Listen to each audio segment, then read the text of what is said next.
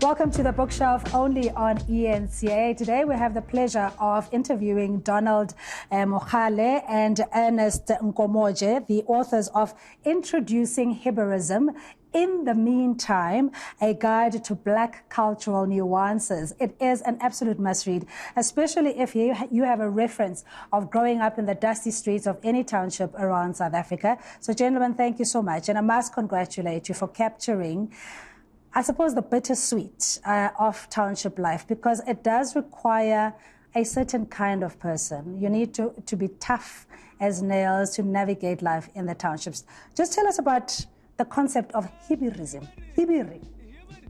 Hibirism is a philosophy, a movement, co-founded by myself and Donald Mogale. We were playing on a particular metaphor, which is how do you move from a very famous song known by everyone, that's somewhat entrenched in everyone's social consciousness, and how do you then convert and translate that into something very meaningful? So we took this empty social salutation, Hibiri, that's said in the context of the song that we know, that's our unofficial national anthem as a country. Yeah. And we then added a bit of theory onto it, a bit of flesh onto the skeleton, so to say. And what I love about it is that you even go back to the origin of Hibiri. It wasn't always Hibiri. Yeah. It was a Sesotho saying of, talkability or something to that effect. Hibari. Hebari. So Yeah. it was even distorted, but you say in the book it was by some divine miracle or intervention that it organically became Hibiri. Absolutely. Yeah. And I don't even think the author of the song himself knew what the word means. I think if you ask him today, he probably won't know necessarily, because of just how catchy it was as a phrase. Yeah. It took on a life of its own. Yeah. I can just imagine the setting when you're sitting with your peers in the richest square mile in Africa and Sandton, and you're having your drinks and lunch and very intense discussions, because, the book is intellectually very appetizing. Right. To try and explain what Hibirism is. And Yeah. it is that underlying, I don't know if it's a subculture or just the things we do as Black people, why we do them, certain phrases. There's a glossary if you don't understand any of the township lingo that you put together. How did you put it all together? Sure. The process of writing the book. Sure. So I think Hibirism as a lens, as an optic of looking at life and reality, somewhat tries to codify and make sense of experiences that we all know about, but we've somewhat lacked the language to really articulate what's actually going on. Right? So there's certain subcultures, microcultures, and patterns and trends and events that have emerged out of our collective kind of being together. Yeah.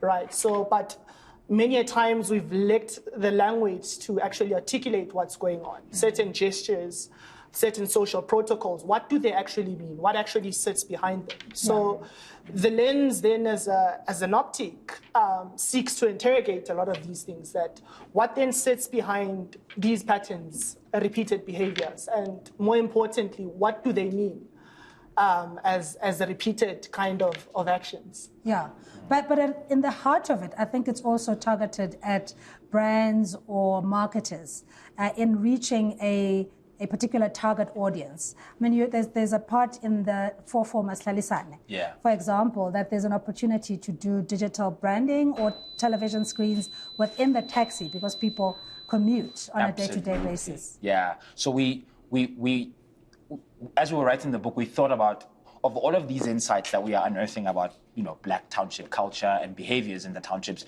we thought about what it all means specifically for businesses and obviously for advertising and communication. So in each chapter of the book, we provoke a lot of thought to ask questions about what do all of these insights mean for brands? And obviously we begin to highlight some of the brands that are doing it well.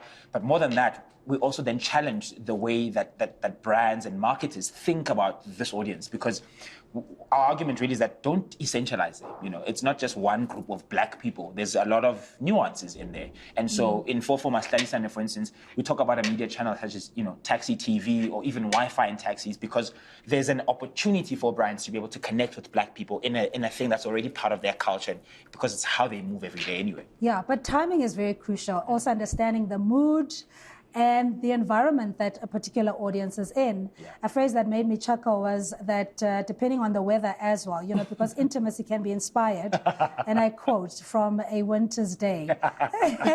and whether you can open a window or not, a level of comfortability in the taxi. Absolutely. There's so many dynamics there. Yeah. Yeah. So if you just expand on that thought, and I really wish the audience will pick up a copy and read for themselves. It is hilarious. Sure, absolutely. Yeah. So that particular section of that particular chapter is an extension of our broader commentary around the kind of relationship that Black people share with space. So the history of apartheid in South Africa and apartheid spatial planning has, in a sense, morphed and shaped our relationship with space in a particular way. You look at the very landscape, geography, and topography of the township, right? The houses are so close to each other. And we then interrogated the question that, what does this then look like when one is queuing at ShopRite or Woolworths, for example? So we give nuggets around those particular things. Yeah, and bringing humor into it also, I guess, makes it less...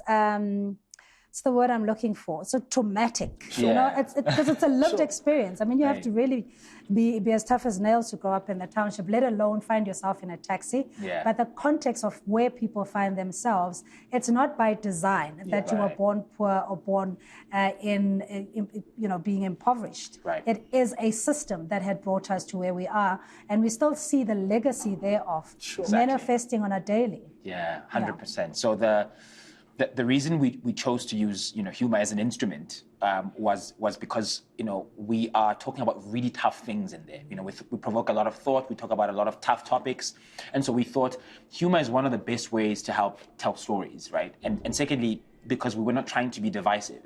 We're trying to explain, and that's why even on the cover you see the man holding a binoculars, because that's what Hibirism is. It's the lens through which you can dissect social situations, and it enables you to see things that generally the average person doesn't see. It allows you to zoom in into specific nuances and actually learn something that is meaningful. You know, so humor is certainly a thing that we stitched across all the chapters of the book, so it's easy to read, and that, you know, you also chuckle and enjoy the actual content. Yeah. But getting back to the song, and this will be in our second segment, just speaking to people about why it is they lose their morals. This is again in the book. Sure.